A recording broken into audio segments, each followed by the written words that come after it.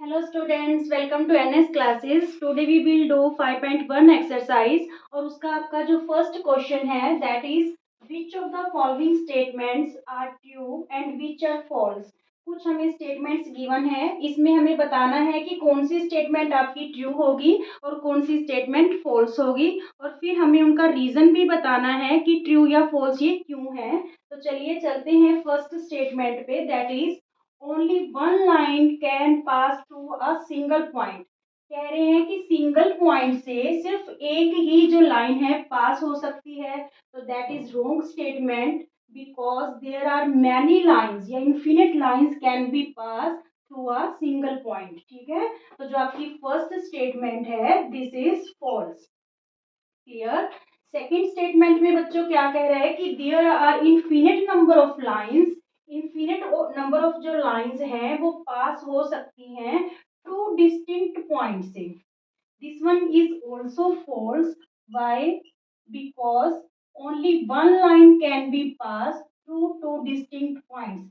अगर आपको दो डिस्टिंक्ट पॉइंट दे रखे हैं तो वहां से हम सिर्फ एक ही लाइन है जो ड्रॉ कर सकते हैं। क्लियर।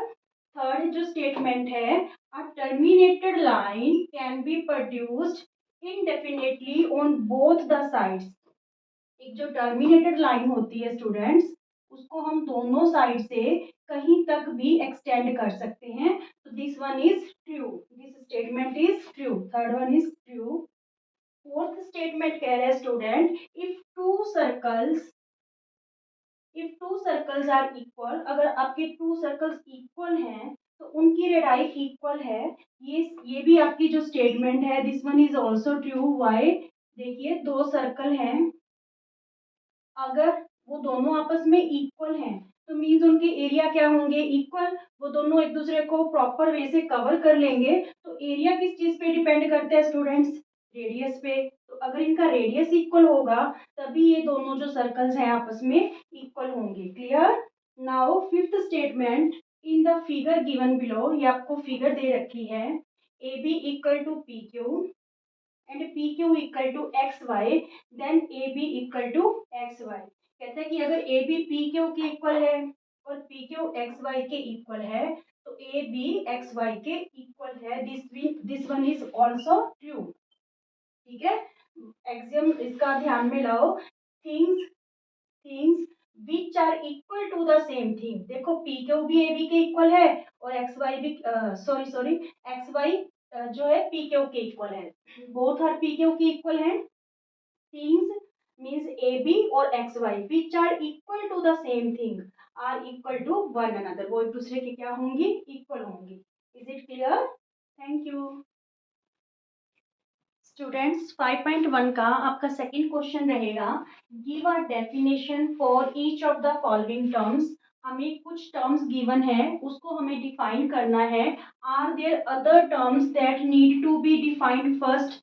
जब हम इन टर्म्स को डिफाइन करेंगे क्या उनमें ऐसी कुछ टर्म्स हैं जिन्हें हमें पहले डिफाइन करने की जरूरत है? तो व्हाट आर दे? अगर हैं तो वो कौन सी हैं और आप उनको कैसे डिफाइन करोगे? क्लियर।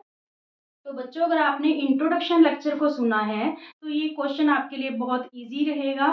सारा इंट्रोडक्शन लेक्चर में जो भी था वही चीज यहाँ पे आपसे पूछी गई है। सबसे पहले पैरेलल लाइंस। तो स्टूडेंट्स पैरेलल लाइंस क्या होती हैं? Which don't intersect at any point. Two straight lines जो इंटरसेक्ट नहीं करती आर कॉल्ड पैरेलल लाइंस। ठीक है, तो देखिए एल लाइन है जो और line L and line M both are called parallel lines. Why? Because they have no common point, क्योंकि इनका कोई common point नहीं है। और जो second है कि इनके बीच की जो distance होती है students that is always constant। वो हमेशा क्या रहती है? constant रहती है। चलिए पैरेलल लाइंस हो गया। ठीक है, अगर इन्होंने बोला यहाँ पे कि इसमें कुछ अनडिफाइंड है जो हमें पहले डिफाइन करना चाहिए था, तो इसमें जो पॉइंट है स्टूडेंट और लाइन है ये दोनों क्या है? अनडिफाइंड है। पॉइंट क्या था student? A fine dot on the plane. A fine dot on a plane is called point. ठीक है, इसे हम लेटर से अल्फाबेट लेटर से जो है डिनोट करते हैं। Point A, point B, like this. Clear. और जो लाइन थी what is line? Line is a breadthless length, जिसकी कोई ब्रेडथ नहीं होती, लेंथ होती है ओनली, यानी वन डायमेंशनल है। ठीक है, लाइन क्या है? Line is a breadthless length. और पॉइंट क्या है? विच हैज नो पार्ट, जिसका कोई पार्ट नहीं है।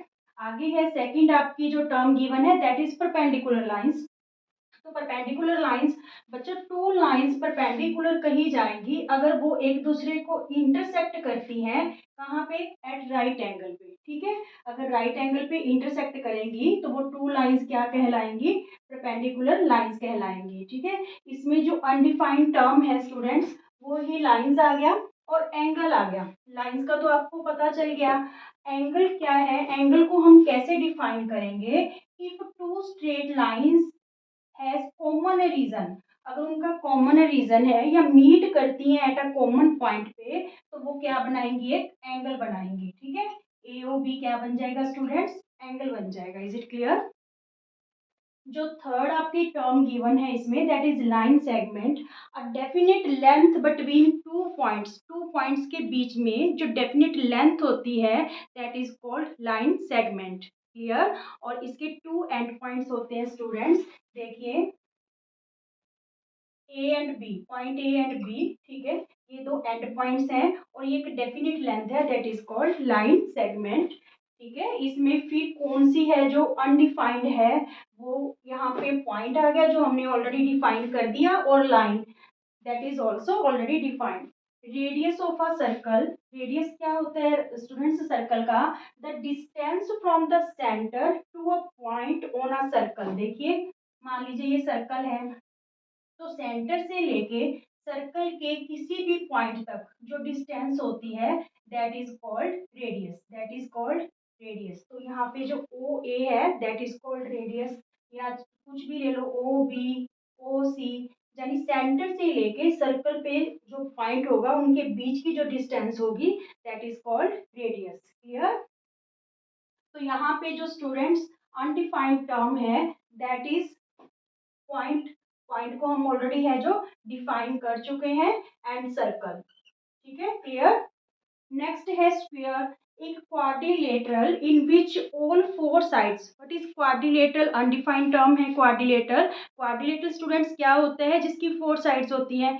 If all four sides are equal and each angle is 90 degree, means right angle, तो then it is a sphere. देखिए,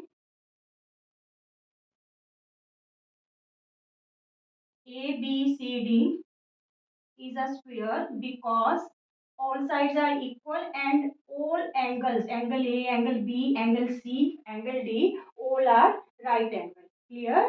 ठीक है, और इसमें हमने एंगल है उसको डिफाइन कर दिया, व्हाट इज एंगल, ये अनडिफाइंड टर्म थी।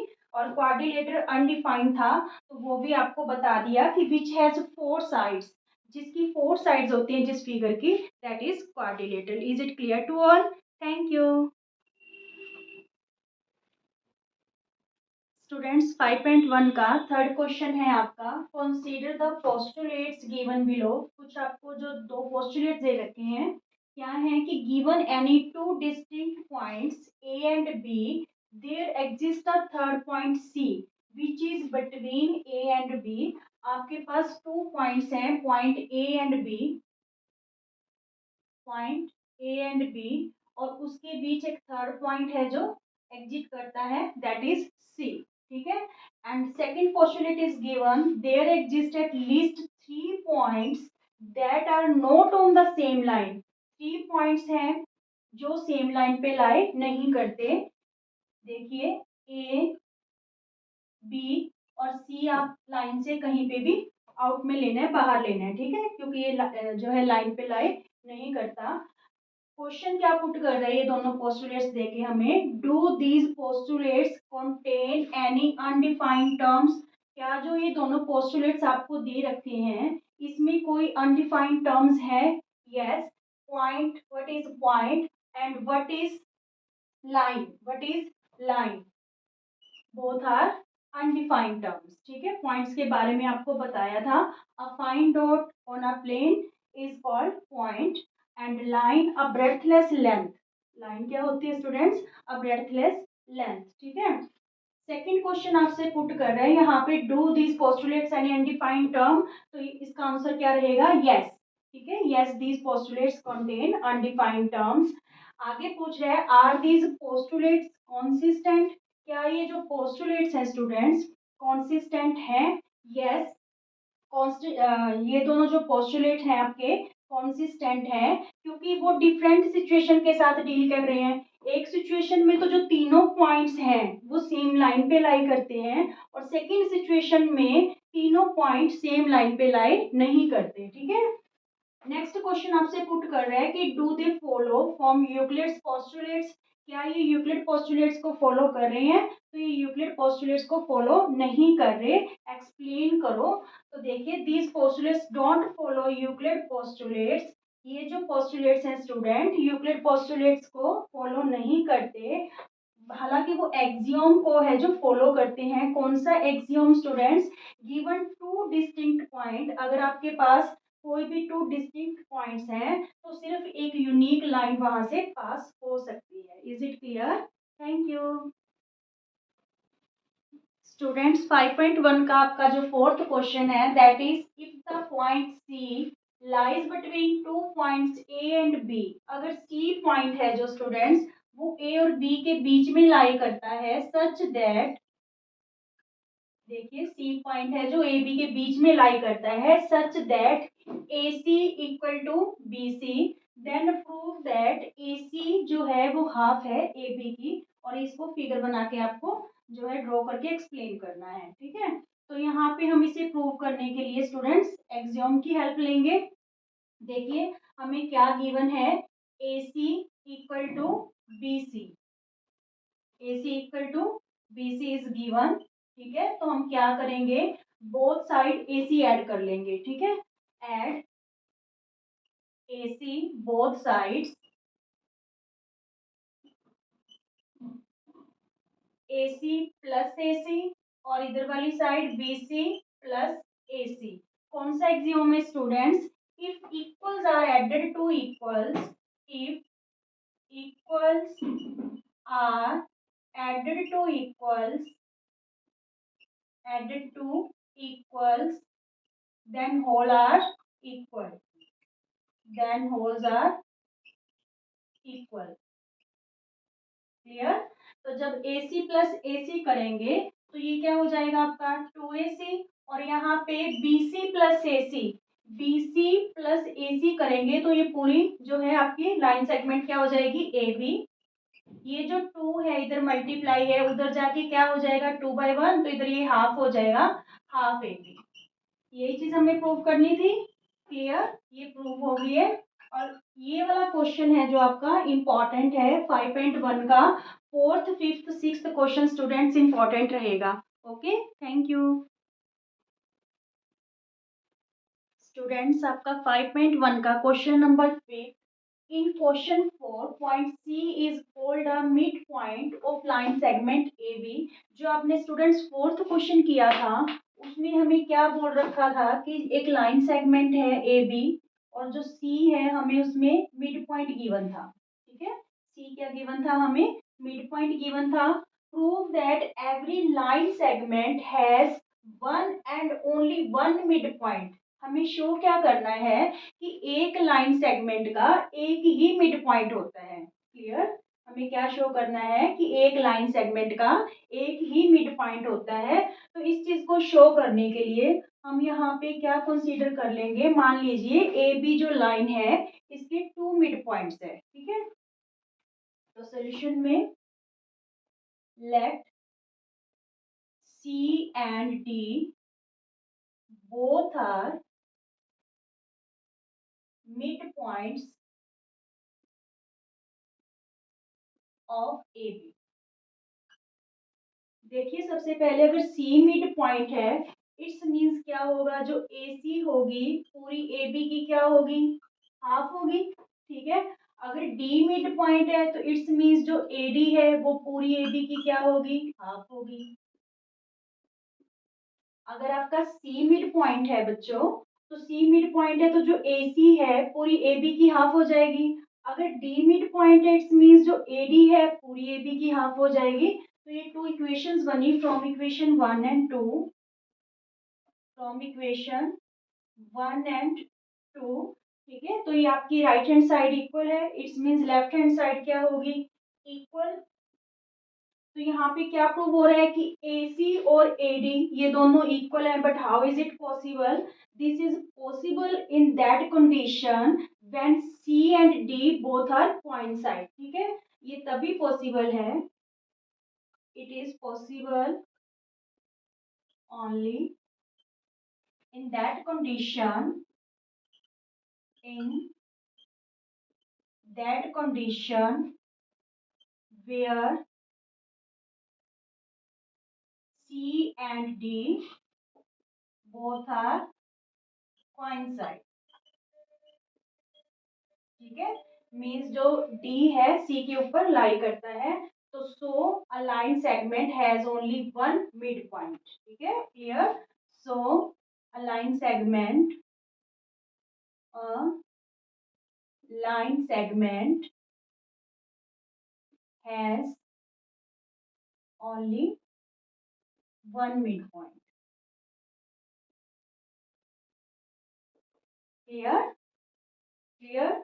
ये जो दोनों पॉइंट्स इक्वल शो हुए हैं, इट्स मींस ये दोनों एक दूसरे के क्या है, कोइंसाइड है। सो किसी भी लाइन सेगमेंट का ओनली वन ही मिड पॉइंट होता है। थैंक यू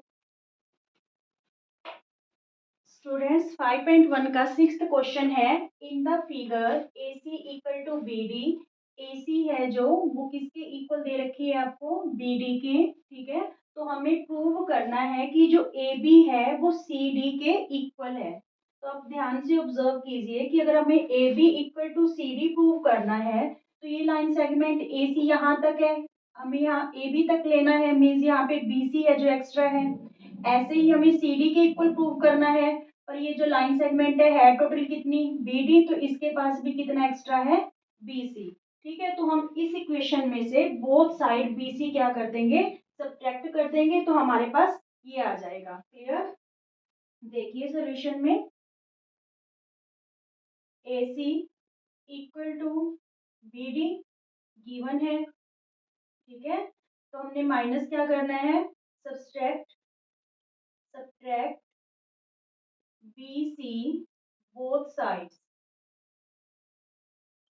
दोनों साइड से हम BC सब्ट्रैक्ट कर देंगे स्टूडेंट्स।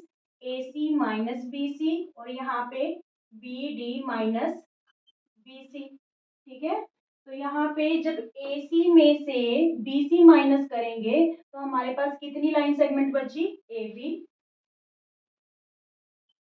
और जब हम पूरी BD में से BC माइनस कर देंगे, तो क्या रहा रिमाइंडर, CD। ठीक है, ये चीज हमें शो करनी थी, AB इक्वल टू CD, तो ये प्रूव हो गया।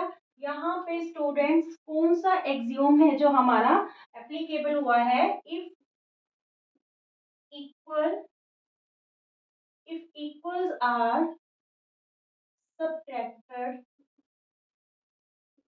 from equals then remainders are equal। Clear, कि अगर हम इक्वल्स में से इक्वल ही सब्ट्रैक्ट करते हैं, तो जो रिमाइंडर होगा वो भी क्या होगा, इक्वल होगा। Is it clear, thank you students. 5.1 का लास्ट क्वेश्चन है आपका, why is axiom fifth in the list of Euclid axioms considered a universal truth. जो यूक्लिड ने हमें 7 एक्सियोम्स दिए हैं, उसमें से जो फिफ्थ एक्सियोम है स्टूडेंट, उसे यूनिवर्सल ट्रूथ क्यों कंसीडर किया गया है। सबसे पहले आप माइंड में लेके आओ which is fifth axiom of Euclid. तो इसका जो फिफ्थ एक्सियोम है, that is the whole is greater than the part, than the part। ठीक है, मैंने आपको इंट्रोडक्शन लेक्चर में इसकी एग्जांपल देके आपको क्लियर किया था। मान लीजिए 5 2 + 3 है, तो जो 5 है वो 2 से भी ग्रेटर है और जो 5 है वो 3 से भी ग्रेटर है। मीन जो होल होता है वो पार्ट से क्या होता है, ग्रेटर होता है। क्लियर। तो इसको यूनिवर्सल ट्रूथ क्यों कंसीडर किया गया स्टूडेंट, बिकॉज ये यूनिवर्स में हर एक चीज के ऊपर लागू होता है। कोई भी चीज ले लो, हर एक चीज के ऊपर ये एप्लीकेबल होता है। Because this is called universal truth because it is applicable